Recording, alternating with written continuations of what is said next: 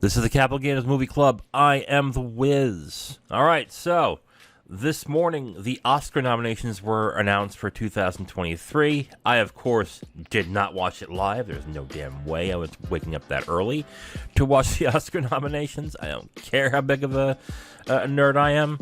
But, yep, nominations were announced. I read through them on Twitter and on the various trades. And here are my thoughts of what happened and how I did with the predicted nominees. So let's get started with Best Supporting Actress. I said that the nominees were going to be Dolly De Leon, Triangle of Sadness, Nina Hoss, Tar, Angela Bassett, Black Panther Wakanda Forever, Jamie Lee Curtis, Everything Everywhere All at Once, and Carrie Condon, The Banshees of Inisherin. I got 3 right. Bassett, Curtis, and Condon got in. De Leon got snubbed, which was a surprise, and then Hoss is not so much of a surprise. The ones that got in were Hong Chow for The Whale, which I thought The Whale was going to get shut out. That did not happen. And the other one was Stephanie Sue for Everything Everywhere All at Once, which was a surprise, and I think is going to make it, well, I thought would make a lot of people happy to find out that Sue got nominated. So this race looks to be a race between Bassett and Condon right now, with probably Bassett winning, if I were to guess right now as to who will win. But a lot can change in the next 6 weeks. Right now, the front runner is Angela Bassett. She's been winning the award with all the critics' circles and with the Golden Globes and the Critics' Choice and everything. So she's winning all the awards, and it looks like she's the front runner at this point. So as to my choices, I'm surprised Dolly De Leon did not get nominated. Out of a movie that actually got a lot of nominations this year, from Triangle of Sadness, I am surprised she wasn't honored in this one. So that is a bit of a surprise. Nina Hoss, I thought Tar was going to get more nominations than it did this year. Tar didn't get that many, I was surprised by. But it looks as if that's really the case. That was the only way I was seeing Nina Hoss getting nominated for Tar. So it's not a surprise she didn't get nominated, but oh well. I mean, I got that wrong. So I got 3 out of 5 correct. So that's not bad. Let's get on to Best Supporting Actor. My predictions were Paul Dano for The Fabelmans, Ben Whishaw for Women Talking, Barry Keoghan for The Banshees of Inisherin, Ke-Huy Quan for Everything Everywhere All at Once, and Brendan Gleeson for The Banshees of Inisherin. I got 3 out of 5 right. The ones I got wrong were Paul Dano from The Fabelmans and Ben Whishaw from Women Talking. They were replaced by Brian Tyree Henry for Causeway. Something that was in my snubs that a lot of people were surprised by. Well, a lot of people wanted to get nominated, but he got nominated this time for this award, which is great in this, because a lot of people should be happy with that. And then Paul Dano didn't get nominated, but Judd Hirsch got nominated for The Fabelmans, which I was kind of surprised by. I thought of anybody would probably be Paul Dano. Apparently, Judd Hirsch had a showy enough performance in the movie that he got the nomination over Dano, which I believe that means Dano has still not been nominated for an Oscar at this point. I might be wrong still, but that's strange, I guess. But yeah. As of right now, it's Ke-Huy Quan's to win. The only other person right now that I could think that could take it is Brendan Gleeson, but a lot would have to happen for Ke-Huy Quan not to get it. So right now, it's Ke-Huy Quan's to win for Best Supporting Actor. Let's get on to Best Actress. The Best Actress nominees that I had predicted were Michelle Yeoh for Everything Everywhere All at Once, Ana de Armas for Blonde, Danielle Deadwyler for Till, Cate Blanchett for Tar, Jennifer Lawrence for Causeway. I got 3 out of 5 right. This is going to be the the theme for these nominations. Blanchett, de Armas, and Yeoh got it. Deadwyler and Lawrence did not. They were replaced by Michelle Williams for The Fabelmans, which surprised me because a lot of people felt that she was getting snubbed all over the place and thought that they marketed her incorrectly when it came to nominations, that she should have gotten Best Supporting Actress. But she got Best Actress, which I thought was a real surprise. But that is not the most surprising thing, and I think this is going to be the one that's going to be talked about often when it comes to who got snubbed, who won, and everything. Who got snubbed and who got a surprise nomination. And that's Andrea Riseborough for To Leslie. This is a weird thing that happened. About a week before the nominees were announced, a bunch of actors and directors got onto Twitter and started talking about how great the performance for Andrea Riseborough was for To Leslie. And this came out of nowhere because her performance wasn't getting any buzz. No one was talking about it. No one even knew what To Leslie was, to be completely honest.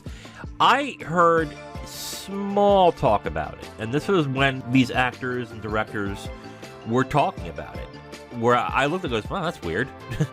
Well, they're too late, but that's weird. But apparently it wasn't too late, because a lot of people are thinking that she essentially got astroturfed in through her friends making all these claims about how great her performance was. Now, I've heard her performance is pretty good in this movie, but it still is a surprise that she got nominated over Danielle Deadwyler from Till, which is causing some controversy because people still thought that Viola Davis was going to get nominated, and I knew that was not going to happen. I thought that was going to be because Deadwyler was going to get nominated, but they're looking at Riseborough getting in here, taking out Deadwyler in this, which it could be, but it looks like that's what happened, basically, is that Riseborough got in over Deadwyler. Lawrence was kind of something I just was thinking, Lawrence has gotten plenty of nominations. She is probably going to get another one just based on that alone, and I guess that's good that didn't happen. But okay, right now this is Cate Blanchett's to win. Guys, I don't know why you keep thinking that Michelle Yeoh is going to win this. I mean, I would love for her to win an Oscar. I love her as an actress. It ain't happening. It's just not happening on this one. This is Cate Blanchett's to win unless the tides really turn for Yeoh. But this is between Blanchett and Yeoh, I think. And I think Blanchett is the one that gets it on this one right now. Right now. We'll see what happens as time comes. Best Actor. My predictions were Austin Butler for Elvis, Bill Nighy for Living, Paul Mescal for Aftersun, Colin Farrell for The Banshees of Inisherin, and Tom Cruise for Top Gun Maverick. I got 4 out of 5 right. Paul Mescal actually got in, which I was pleasantly surprised by. I thought that was going to be a long shot, and he got in. Bill Nighy got in. Colin Farrell and Austin Butler, of course, got in. Tom Cruise didn't get in, and that's because Brendan Fraser actually made it. And even when I said Fraser was going to get snubbed, I had a feeling I was going to be wrong on that. But, okay. And the reason why I felt that was because I thought The Whale was not going to get as many nominations as people thought. In fact, I thought it was going to get outright snubbed, which it didn't, of course. But, yeah, that's it. I mean, 4 out of 5 ain't bad. Right now, I would say the race is between Farrell and Butler. I do not think Fraser is going to win. I know Fraser won the Critics' Choice. He's getting all sorts of he's been getting all sorts of good buzz from the movie for a while. But this is between Butler and Farrell, and if I had to choose one, I think it will be Farrell. Would I be surprised if it's Butler? Not really, but I think Farrell just edges it out. But we'll see when that time comes. Next one is Best Director. The predictions I had for Best Director were Steven Spielberg for The Fabelmans, Martin McDonagh for Banshees of Inisherin, Todd Field for Tar, Joseph Kosinski for Top Gun Maverick, and S.S. Rajamouli for RRR. I got 3 out of 5 right. Spielberg, McDonagh, and Todd Field are in. What replaced Rajamouli and Kosinski was the Daniels, Daniel Kwan and Daniel Schneider for Everything Everywhere All at Once, and Ruben Östlund for Triangle of Sadness. Well, okay. I know a lot of people are going to be happy with the Daniels getting the nomination. I'm just going to point out right now, they're not winning. It's not happening. and I'll explain why as we get into Best Picture. Ruben Östlund getting nominated for Best Director for Triangle of Sadness is a surprise, but Triangle of Sadness got a lot more nominations than I thought it was going to. So that was a surprise as well. The rest, not really a big surprise. If I were to look right now, this is Spielberg's to win. Right now, I look at it as the Academy wants to honor Spielberg for the last time, it may be, even though he might get nominated again. But this might be his quote-unquote send-off Oscar, where he gets nominated, he gets the win, and it might be the last time it happens, especially in a movie that is about him, essentially. This is a biopic about his life. This is Spielberg's to win. If I were to say someone is gonna nip his heels, it would probably be Martin McDonagh. And I will get into why I don't think the Daniels or Everything Everywhere All at Once is going to get many wins. So we'll get into Best Picture. Okay, so let me get into the Best Picture.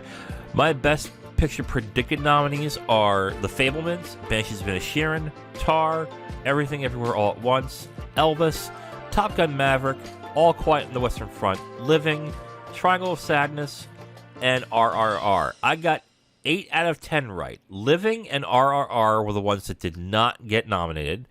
In the place was Avatar: The Way of Water and Women Talking. So I was very surprised by Women Talking because that just seemed like a movie that, despite it getting a lot of good word of mouth, it just was not getting any awards anywhere. So it's good to see that got in. Avatar: Way of Water, I guess it just comes down to box office on this one. The word, I mean, people do like the movie. I'm not going to lie there. But the talk is that it's about as good as the first one, which I thought was going to be enough for it to not get in, but it got in.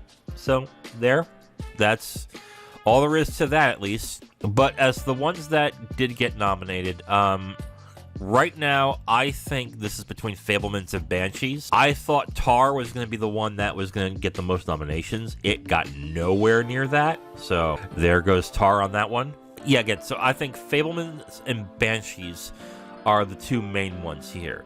Now, this might surprise you because the one movie that got the most nominations was Everything Everywhere All at Once. And people are taking that as, oh, it got the most nominations. That means the Academy loves the movie, therefore it will win the Best Picture. Yeah, I hate to tell you this, but I don't think that's happening. The last movie that was a fantasy movie that got an Oscar win was The Lord of the Rings: Return of the King. And the last fantasy movie that got the most nominations of that year was Lord of the Rings: Fellowship of the Ring, which did not win. The other thing basically is that the movie got nominated, but the talk has been all around comebacks. It's been all about Michelle Yeoh, Ke Huy Quan, and Jamie Lee Curtis. And yes, the film has gotten praise outside of all that, but the Oscars are a lot about what's being talked about and what the story is going in. And unless Everything Everywhere All at Once gains a lot of ground with the Academy, which I don't think it's going to happen, unless that happens, I don't see it getting anywhere on this one. I think it will get nominated. It will win a few things. It will win with Ke Huy Quan. It might win cinematography or editing or something along those lines. But I think you will all be stunned by how little it wins when the Oscars roll around. When it comes to Best Picture, I think it's between Fabelmans and Banshees, with right now it being Fabelmans. But we'll see at that point. I could see a point where Spielberg gets Best Director, but Banshees wins Best Picture. I can see that happening in a certain way, I would say. So this might disappoint you, or you might think I'm stupid and think you don't know what you're talking about. But yeah, maybe I don't. Yeah, I'm starting to think that Everything Everywhere All at Once isn't gonna get the wins everyone thinks it is.